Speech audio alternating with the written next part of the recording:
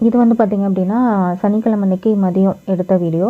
காலையிலேருந்து மதியம் வரைக்கும் கொஞ்சம் ஆல்ட்ரேஷன்ஸ் ஒர்க்கு, அன்றைக்கி கிளாத்து கொடுக்க வேண்டியது, ஊக்க வைக்க வேண்டியதெல்லாம் இருந்தது. அது எல்லாமே தச்சு போட்டு வச்சுட்டு கையோட மிஷின்லேயும் வந்து பெட்ஷீட்டெல்லாம் அலசிடுவோம்னு சொல்லிவிட்டு மிஷின்லேயே பெட்ஷீட்டெல்லாம் போட்டாச்சு. ஏற்கனவே ஒரு 2 டைம்ஸ் பெட்ஷீட் போட்டு நான் காய வச்சுருந்தேன். இது 3வது டைமு. இந்த பேலன்ஸ் இருக்கக்கூடிய துணியும் வந்து ஈவினிங் வந்து போட்டுக்கலாம் அப்படின்னு சொல்லிட்டு, ஸோ பெட்ஷீட்டெல்லாம் ஃபஸ்ட்டு வெயிலில் போட்டோன்னா கொஞ்சம் காஞ்சிரும் அப்படின்ட்டு கிளாத் எல்லாமே நாளே வந்து துவைச்சி வச்சுட்டேன். ஸோ இன்றைக்கி கிளாத்து கொஞ்சம் கம்மியாக தான் இருக்குது. இன்றைக்கி குளிச்சுட்டு ஈவினிங் போகிறதுக்கு முன்னாடி ஒரு டைம் மிஷினில் போட்டுடலாம் அப்படின்னு. இங்கே பாருங்கள், ஃப்ரிட்ஜ் வந்து க்ளீன் பண்ணலான்னு சொல்லிட்டு எல்லாம் எடுத்து வெளியில் வச்சுருந்தோம். குட்டி பையன் வந்து மேலே ஏறி விளாட ஆரம்பிச்சிட்டான். அப்படியே அவனையும் பார்த்துக்கிட்டே வந்து பெரிய பையன் வந்து ஃப்ரிட்ஜை வந்து க்ளீன் பண்ணிகிட்டு இருந்தான். நான் வந்து பேலன்ஸ் இருக்கக்கூடிய கிளாத்தையும் அப்படியே 1 பை 1 மடிச்சுட்டே வந்து சரி மதியம் லஞ்சுக்கு ப்ரிப்பேர் பண்ணிடலான்னு சொல்லிட்டு வெறும் சாதம் வச்சு கத்திரிக்காய் இருந்தது, கத்திரிக்காய் போட்டு காரக்குழம்பு வந்து வச்சுருந்தேன்.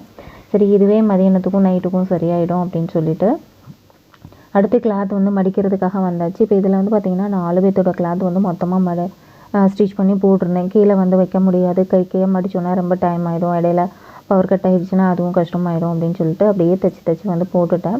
இப்போ இது எல்லாமே வந்து மடித்து ஒவ்வொருத்தருக்கும் தனித்தனியாக பேக் பண்ணி அவங்களுக்கு இன்ஃபார்மும் பண்ணணும். ஸோ இன்ஃபார்ம் பண்ணிவிட்டு அவங்க வந்ததுக்கப்புறம் அவங்களுக்கு டெலிவரி கொடுத்துட்டு தான் வந்து ஊருக்கு போக முடியும். மற்ற டைம்லாம் பரவாயில்ல. ஸோ இப்போ பொங்கல் டைம்ங்கிறதுனால கண்டிப்பாக அவங்களுக்கு கொடுத்தாகணும் அப்படிங்கிறது தான். ஸோ இதையும் வந்து மடித்து தனித்தனியாக வந்து பேக் பண்ணிவிட்டு அவங்களுக்கும் கால் பண்ணி சொல்லிட்டேன்.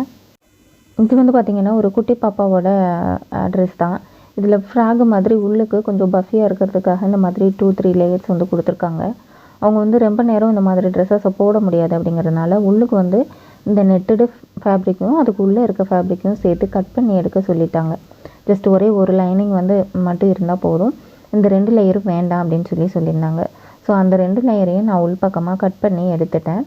ஸோ இப்போ கொஞ்சம் நேரம் போடுறதுனா பரவாயில்லை, பட் ரொம்ப நேரம் போடுறது அப்படின்னா குழந்தைங்களுக்கு அது ரொம்ப நேரம் போட மாட்றாங்க, கழட்ட சொல்கிறாங்க, அந்த மாதிரி கம்ப்ளைண்ட் நிறைய பேர் வந்து சொல்கிறாங்க. ஸோ அதனால் இந்த மாதிரி கட் பண்ணி கொடுக்க சொல்லியிருந்தாங்க. கஸ்டமர் எப்படி கேட்டாங்களோ அதே மாதிரி நானும் கட் பண்ணி கொடுத்துட்டேன்.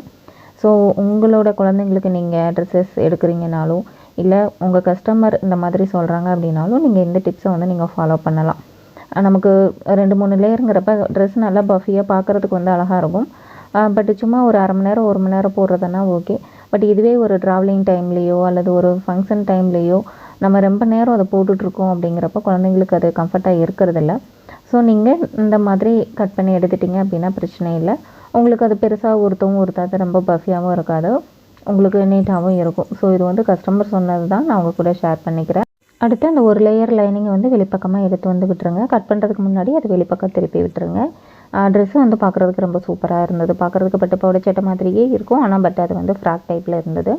இப்போ இது எல்லாமே தனித்தனியாக அவங்கவுங்க பையில் வந்து நம்ம பேக் பண்ணணும். பை மாற்றி கொடுத்துட்டோம் அப்படின்னாலும் கஸ்டமர் வந்து நான் கொடுத்த பை இல்லை அப்படின்னு சொல்லுவாங்க. ஸோ அவங்கவுங்க பையில் அதை வந்து பேக் பண்ணி எடுத்து வச்சுட்டு அவங்களுக்கும் வந்து கால் பண்ணி சொல்லியாச்சு. இப்போ பார்த்திங்கன்னா ஒரு 2 ப்ளவுஸ் வந்து ஸ்டிச் பண்ண வேண்டியது இருந்தது. ஸோ அவங்க வந்து நான் சொல்லி தான் வாங்கியிருந்தேன், என்னால் முடிஞ்சால் 2 ஸ்டிச் பண்ணி கொடுக்குறேன், இல்லைனா பொங்கலுக்கு 1 மட்டும் நான் ஸ்டிச் பண்ணி கொடுக்குறேன், மிச்சம் 1 வந்து பொங்கல் ஊருக்கு போயிட்டு வந்ததுக்கப்புறமா ஸ்டிச் பண்ணி கொடுக்குறேன்னு சொல்லியிருந்தேன். அவங்களும் ஓகே அப்படின்னு சொல்லியிருந்தாங்க. இப்போ அதையும் தைச்சிட்டு நம்ம வீடு க்ளீன் பண்ணோன்னா ரொம்ப டைம் ஆகிடும் அப்படிங்கிறதுனால இதையெல்லாம் பேக் பண்ணி எடுத்து வச்சதுக்கு பின்னாடி நான் வந்து வீடெல்லாம் க்ளீன் பண்ணி வீடு தொடச்சி விட்டு எல்லா வேலையும் முடிச்சதுக்கு பின்னாடி தான் நான் வந்து அதை நைட்டு ஸ்டிச் பண்ணிக்கலாம் அப்படின்னு சொல்லி எடுத்து வச்சுட்டேன். அடுத்து வீடெல்லாம் வந்து க்ளீன் பண்ணிவிட்டு ஈவினிங் அந்த 2 ப்ளவுஸ் வந்து ஸ்டிச் பண்ண வேண்டியது இருந்தது. ஊர்லேருந்து வேறு கூட்டிகிட்டு போகிறதுக்காக வரேன்னு சொல்லி கால் பண்ணிட்டாங்க, வந்துட்டு இருந்தாங்க.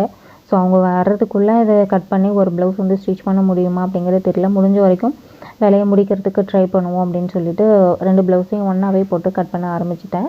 இது வந்து பார்த்திங்க அப்படின்னா ஒரு 3 பீஸ் பிரின்சஸ் கட், அதாவது பட்டி கொடுத்து பிரின்சஸ் கட் மாதிரி ஸ்டிச் பண்ணக்கூடிய ஒரு ப்ளவுஸு. ஸோ சரி கட் பண்ணுறோம், 2டையும் ஒன்றாவே கட் பண்ணிட்டோம் அப்படின்னா ஒரு போயிட்டு வந்து 1 ஸ்டிச் பண்ணி கொடுக்கறதுக்கும் ஈஸியாக இருக்கும் அப்படிங்கிறதுனால 2டையும் ஒன்றாவே போட்டு நான் கட் பண்ணி எடுத்துட்டேன். பட் கிளம்பி எல்லாம் ரெடியாக தான் இருந்தோம். ஸ்டிச் பண்ணி கொடுத்து இந்த கஸ்டமர் வாங்கிட்டு போயிட்டாங்க அப்படின்னா கிளம்பிடுவோம் அப்படின்னு சொல்லிட்டு. பட் இந்த ப்ளவுஸு ஸ்டிச் பண்ணி முடிக்கிறதுக்கு பார்த்திங்கன்னா ஒரு 10-10:30 ஆகிடுச்சு. அதுக்கப்புறம் அவங்களுக்கு கால் பண்ணப்போ அவங்களும் வர லேட் ஆகும்னு சொன்னதுனால நைட்டு வந்து ஊருக்கு கிளம்ப முடியல. 11 மணிக்கு மேலே அன் டைமில் கிளம்ப வேணாம், காலையில் கிளம்பிக்கலான்னு விட்டுட்டோம். இப்போ பாருங்கள், நைட்டு பெட்ஷீட்லாம் சரி வெளியில் ஜில்லுன்னு ஆகிடும்னு சொல்லி உள்ளே எடுத்து மடித்து வச்சு அதை எடுத்து விளையாண்டுட்டு இருந்தான். சரின்னு சொல்லிவிட்டு அவனையும் அப்படியே விட்டுட்டே மறுநாள் வந்து ஊருக்கு கிளம்பிட்டு இருந்தோம். ஸோ ஊர்லேருந்து வந்தவங்க எல்லோரும் ரெடியாக இருந்தாங்க. மிச்சம் இருந்தது பேக்கிங் எல்லாமே நாள் மதியமே வந்து முடிச்சுட்டேன். முதல் நாள் அந்த ஸ்டிச்சிங் கிளாத் எல்லாம் மடித்து வச்சு போய் ஊருக்கு கொண்டு போகக்கூடிய கிளாத் எல்லாமே ரெடி பண்ணி வச்சுட்டு எல்லாமே முடிச்சாச்சு. இப்போ இவனை இப்படியே எதாவதுலையாவது விளையாட விட்டுட்டே தான் வந்து ஒர்க் பண்ண வேண்டியது இருக்குது.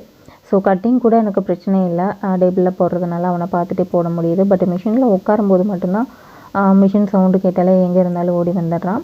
இப்போ நாங்கள் காலையில் கிளம்பியாச்சு. நாங்கள் வந்து ஊருக்கு பொங்கல் செலிப்ரேஷனுக்காக கிளம்பிட்டோம். ஸோ நாங்களும் போய் நல்லபடியாக பொங்கல் கொண்டாடிட்டு நீங்கள் இந்த வீடியோ பார்த்துட்டு இருக்கும்போது நான் திரும்பி பொங்கல் ஊருக்கு போயிட்டு வந்து தான் இந்த வீடியோ உங்களுக்கு நான் போஸ்ட் பண்ணுறேன். ஸோ அன்றைக்கி ஈவினிங், அதாவது ஞாயிற்றுக்கிழமை ஈவினிங் ஒரு 6 மணி ஆகிடுச்சு நாங்கள் வீட்டுக்கு போகிறதுக்கு. இது வந்து எங்கள் வீட்டுக்கு பின்னாடி இருந்து எடுத்த ஒரு வீடியோ தான். ஏற்கனவே வந்து பொங்கல் 3 நாளும் வந்து நாங்கள் என்ன செலிப்ரேட் பண்ணோம் அப்படிங்கிற ஒரு வீடியோ நான் போட்டிருக்கேன். பார்க்கணுன்னு நினச்சிங்க அப்படின்னா இதுக்கு முந்தின வீடியோவாக போட்டிருக்கேன், செக் பண்ணி பார்த்துக்கோங்க. இன்னொரு வீடியோவில் பார்க்கலாம். நன்றி.